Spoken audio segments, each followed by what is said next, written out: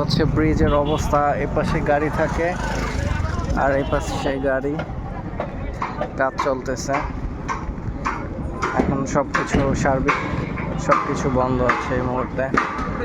শুধুমাত্র বাইক যাতায়াত করতে পারে, তাও বিশেষ পরিস্থিতি বিবেচনায়।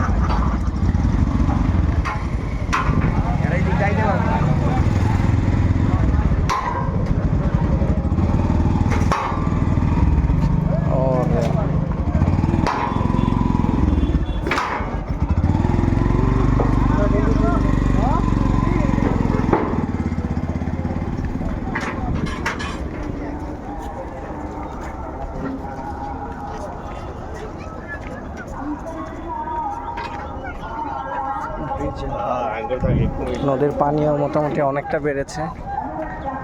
এটা হচ্ছে মালখানগর কুন্ডের বাজার ব্রিজটা। এখন এটা সম্পূর্ণ বন্ধ আছে, শুধু বাইক এপার থেকে ওপার হয়। যানবাহন সব এপার কিছু অপেক্ষা করে, ওইপার কিছু অপেক্ষা করে।